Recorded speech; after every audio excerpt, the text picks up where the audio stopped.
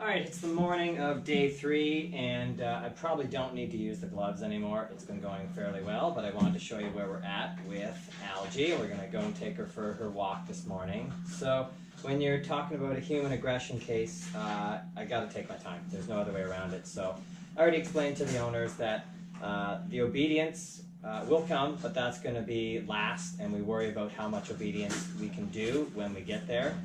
Because the name of the game, the reason why she's here, is to get her re-socialized and just reduce the suspicion around strangers and new people and her tendency to lash out and bite as her first instinct when she's feeling scared or threatened.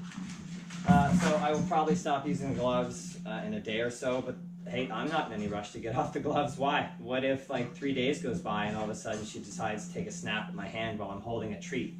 If I'm holding a treat like this and she grabs my fingers, I can get a lot of damage done to my fingers.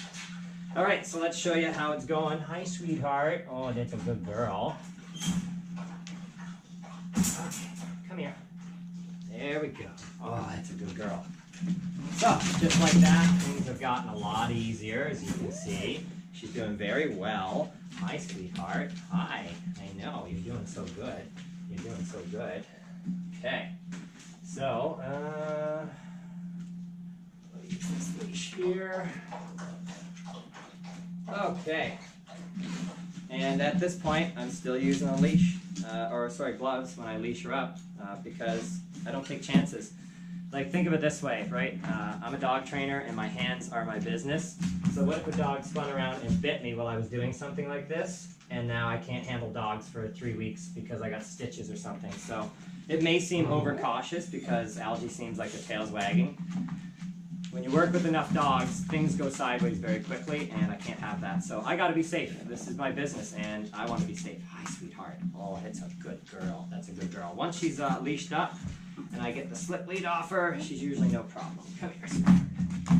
Let's get that slip lead off. There you go. And you may have noticed when she came in, she was on a prong. When correcting her on a prong, I found she overreacted. It was too much stimulus for her, which doesn't surprise me because she's a sensitive dog, which is kind of why all this stuff started. So we got her on a nice, gentle martingale training collar, and she's responding very well.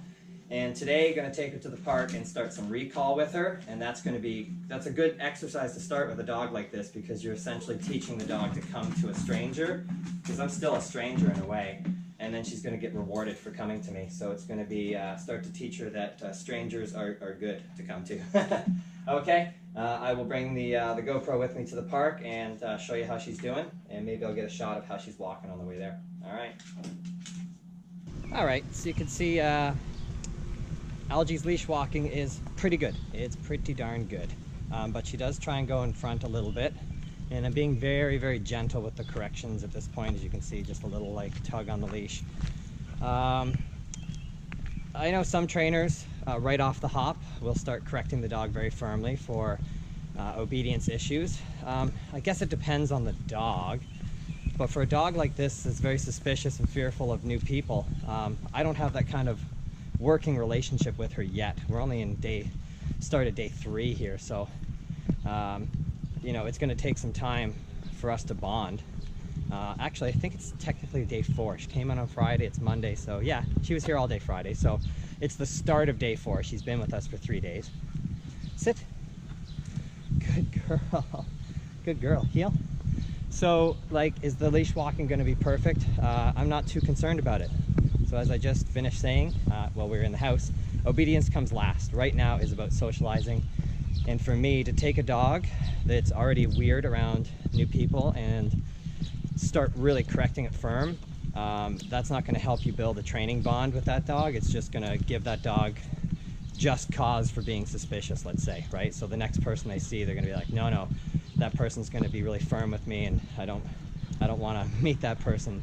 So we're trying to build a good rapport with new people, and if that means that we got to let a few things like slide a tiny bit, like the leash walking isn't perfect because we're not going to correct a lot of things right now, then that's fine.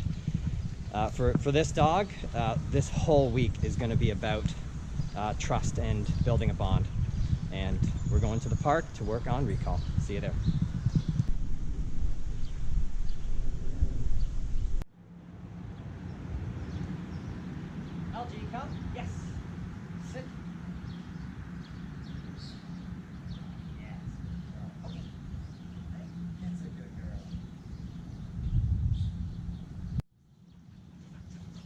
right, so there's a dog and his owner over there. Couldn't ask for anything more, very distracted. As you can see, she's coming every time when called. So this is, I think she's gonna be a fairly easy dog to do obedience training with. And as you can see, our bond also is coming along very nicely. She responds well, comes in, so she's learning every time that she responds to me, she comes in and gets a food reward. I can handle her now pretty safely. Yeah, so I mean, that first couple days was just like overwhelming to her, and she's stuck with a new person, a stranger, and the issue has been more around males than females, so great that she gets to come in with a male trainer and work with a male. That's going to do a lot to change the way that she sees new people, especially new men. So we're going to keep it real loose and easy. I don't want it to be very formal today, so if she breaks a sit or something like that, I'm not worried too much about that. Again, this is not about obedience, it's just about building a bond right now. Good girl, Algie. You're doing really good today, sweetheart. Doing really good. Algie, come.